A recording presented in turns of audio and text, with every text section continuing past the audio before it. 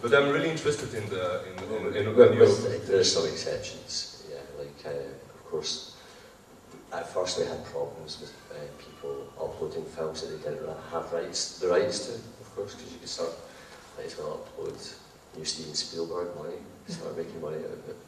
And also in pornography as well, that we had quite a big problem to start off with. But after a while, we were able to sort of clamp down on it and explain to people that this is not the place for this sort of thing. And now we do have a lot of sort of shitty horror movies being uploaded, is the best way to describe it. But it's not for us to decide what's a good or bad film. Yeah, that would have been one question raised to you, if you have an editorial system. No, it's just those rules of you own the rights, it's legal, and it's not pornography, and you can upload it. I mean, we have... But the right holder has to prove it himself, so... Yes, yeah, if it's a piracy, then one has to find out about it. Well, people will, I mean, our view is people will always pirate films. I have a program on my computer called ScreenFlow, and I can copy any film in full HD quality, easy. There's nothing that can prevent that. So what we're doing with affiliate revenue is... How do you prevent someone's loading up something which... You can't. We have to watch every film. Yeah, so have to watch them. And then another question, raising it to you. What I learned in Graz at the discussion there during 2 days was the big benefit about VODs, that the rights usually are non-exclusive, that you can kind of sell your work to, I don't know, 100 different VOD platforms. Does this correspond with your model as well? Well, it depends. I mean, mainly the catalog we exploit are exclusive, on exclusive basis. It will not be always the case in short films. Sometimes I say, everybody knows it. I mean, long feature film or documentary or short films are 3 different business culture networks. Sometimes I say, well, if somebody tells me, yeah, there is this and this and this, and I want to be there and do deal with this, well, I prefer to say, well, let's do it non-exclusively, because I will not have pretty much, I can't give as much time as I would like to organize this and activate this and get you a negotiation on a good way. But the model we defend is not, well, for me the main reason of non-exclusivity is to not see any ISP like Orange in France, for example, or I don't know, in Germany, which important telcos are on the market. But if they co-produce a film and they decide to exploit the film and to not give it to any other VOD platform, then it's a problem. But this exclusivity aspect is a problem, because you will have your film blocked by an ISP for years because he's co-producers. That is co-producer of it. It can arrive. It could arrive in the coming years. We don't exactly know what they will ask more on those rights during how many months or years they will ask. So there, it's a really it's dangerous to be on exclusivity. That's why Europe media says don't work on an exclusivity, because they are afraid to see this kind of a blocked film that has been made to be seen. I mean, here the idea of the model we defend is to activate the film as much as possible, but we will not put on movies except if movie proposes the same as we get in direct exploitation by our own exploitation on our platform. We will not give there our films. I mean, if Arte VOD or TV5 Monde are proposing me a 50-50 deal, and I have to give back 80% to my partners, I have no interest in it. And the fact is that everybody on the web is trying to get get as much place on the market as possible. So it's now a bit of a struggle, but we have all the reasons to find ways to work together also. We know that. There is an initiative in the Netherlands, and it's the same. We're thinking about partnerships and mutualized costs. It's the easiest way and the most important way to think also. I'd just like to second that. That's really important, actually. I think in order for new film businesses to work better for essentially monetizing, like short films, for example, or in particular niche films, it's essential that the new web-orientated VOD businesses like ourselves are able to work together, because if we have a dogfight, iTunes are still going to clean up, you know. And I mean, they make their money anyway by the fact you have to rent servers from Amazon and whatnot already, you know.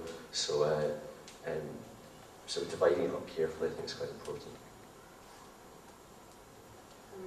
You had last year this discussion about TV licensing and VOD rights. So, have you got any experience? Is it changing? Is it getting easier? I mean, if we watch the movie website, like in Austria, we have a lot of territorial problems. I mean, most of the movie titles in Austria you can't watch due to different restrictions.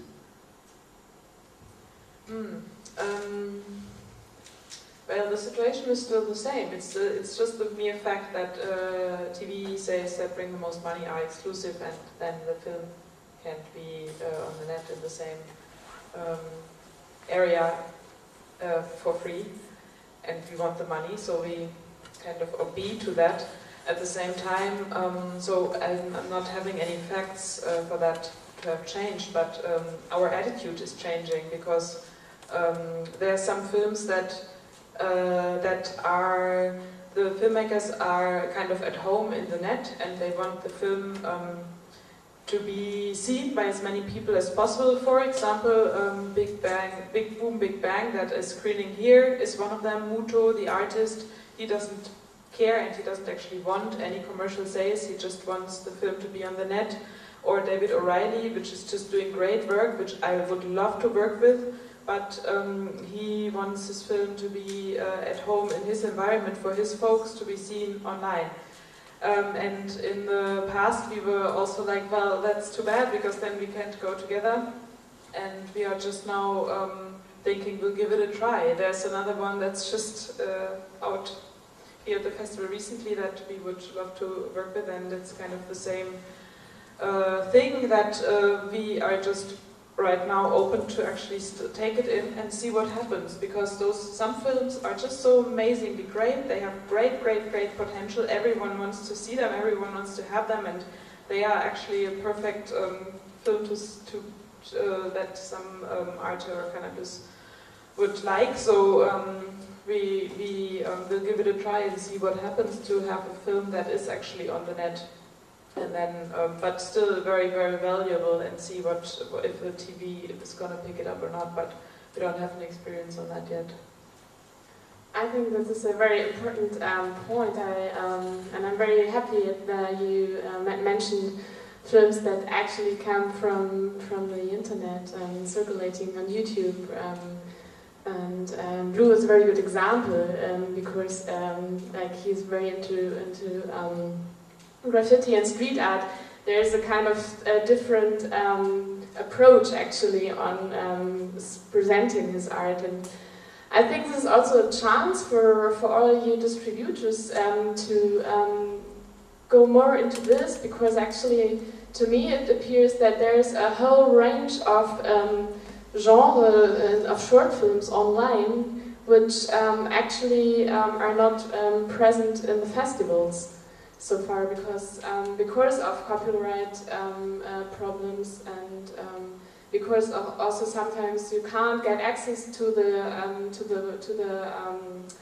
artists, to the filmmakers, because they don't want to be seen, such as Blue and some others. They're not really concerned about this. So just a comment.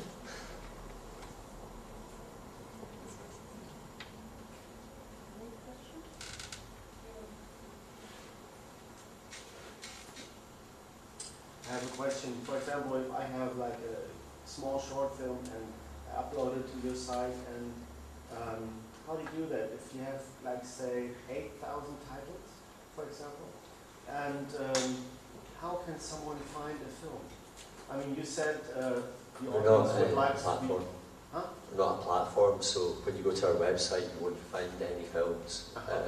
It's not a Distrify is not as a website. It's not a destination to discover content. What we're saying is it's up to the rights holder to use the social media tools that we've created to embed on websites, on Facebook, on Twitter, and to use these to communicate with the audience, so the audience will start sharing information about your film by sharing the trailer. So it's like a sort of philosophical shift away from something like iTunes, which is a car park for films that people aren't going to see, and a lot of film. I mean, other thing with iTunes is, YouTube is, there's loads of pirated films on there as well, if you look as well, you know. So with Distrify, we're saying that people are going to connect differently, basically, and that is in niche groups. They're going to start sharing content and information around the film, and that's the way your film gets out there. And I think it's as you say, one of the main aspects needed to make business on web-based platforms, VOD platforms, to work on the community aspects, to work on interactivity, to embed, to be able to tweet, to like. It's what we developed on our platform, and for this, I think movie has really a powerful aspect. But you know, there is two ways, and maybe the mix is the best way to make it. Or you editorialize as much as possible around films. You make articles, interviews. You go on festivals. You follow all the Cannes film selections. You come here in Hamburg. You write about this festival, and you tell about those 5, 6, 7 films from Belgium that were here shown, and you make this dynamic around these films. Or you create a community where the people are acting, are interacting around the films and create their own editorialization of the films. But mixing the two is something we would like to do, but it's not pretty easy.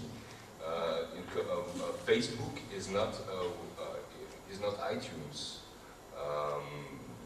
and a mix of the two is maybe one solution, but it's pretty tough. And well, when you know how much it is as an investment, I mean, I don't know how many research and development cost it has taken to your business to be online, but for us it's 10 years know-how, and it's pretty more, it seems really easy, but it's, and like movie or whatever, iTunes or Facebook, those platforms are easy and optimized,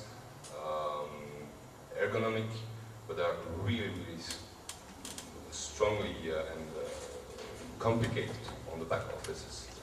I still think platforms like Mubi are quite different from iTunes or Netflix in North America, but Mubi is still similar in the sense that obviously it's still like a video store, but some social media aspects are added on top of it. And I think what we're going to see over the next few years is actually a move away from platforms, because what we've discovered is the film itself is the platform. You know, it's not iTunes or Mubi or whatever, or Distrify for that matter. It's the film itself is what works best for people, and forming a community for people to feel your film is valuable enough to purchase, not that it's been branded with like Mubi or Distrify. This is the question.